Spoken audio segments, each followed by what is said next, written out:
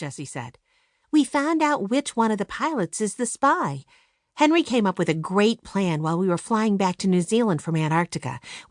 It's Mr. Gannert," Benny blurted. "Mr. Gannert's the spy." "I guess the explanation will have to be a story for another day," Henry chuckled. "Well, that's great," Trudy said.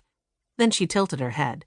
"Well, it's not great that he's a spy, but it's great that you figured it out. Now we know he can't be trusted." "And it helps Trisha too, right?" Jessie asked.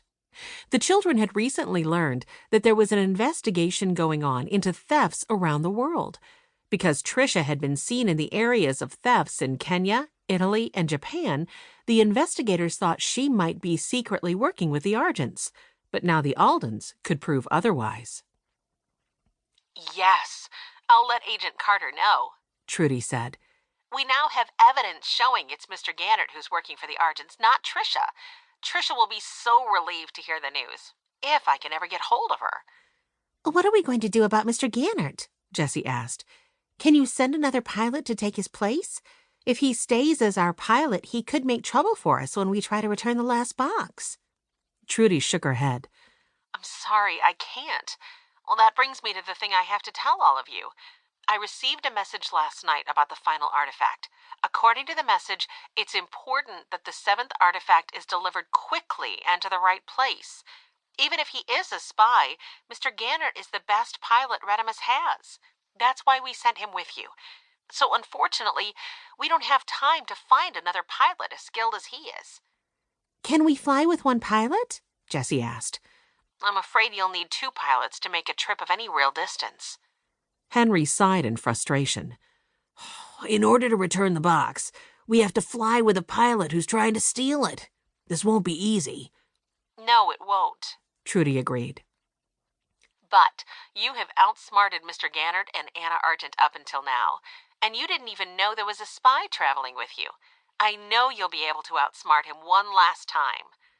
"He might be extra grumpy because this will be his last chance to steal a Reddimus artifact," Henry said. "What if he tries something desperate?"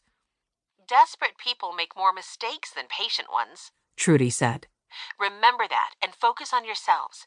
Take your time making good decisions. If you do, I'm sure you'll have the last artifact returned in no time, and then we will deal with Mr. Gannert." They said their goodbyes, and Jessie closed the laptop with a big yawn. Oh, we better get some rest," she said. "Yes," said Henry. "Tomorrow will be another big day." "I hope we find out our next destination soon," Violet added. Jessie's sleepiness was contagious, and Violet yawned too. Benny would have agreed, but he had already fallen asleep. The next morning, the Aldens got ready for a day of travel. They had been traveling for so long that it had become habit to expect a plane ride on the Reddimus jet.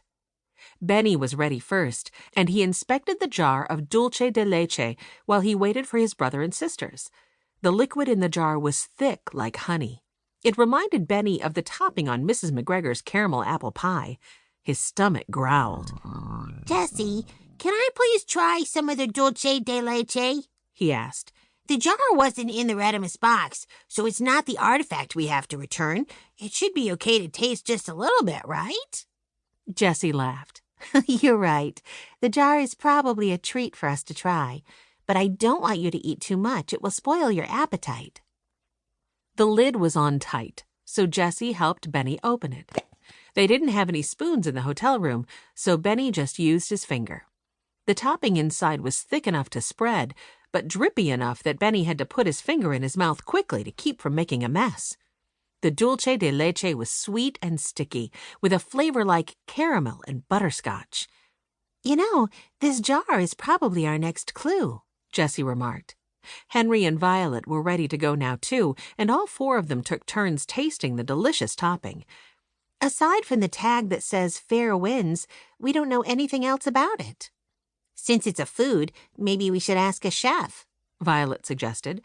"Someone who knows a lot about food might be able to tell us something that will help us."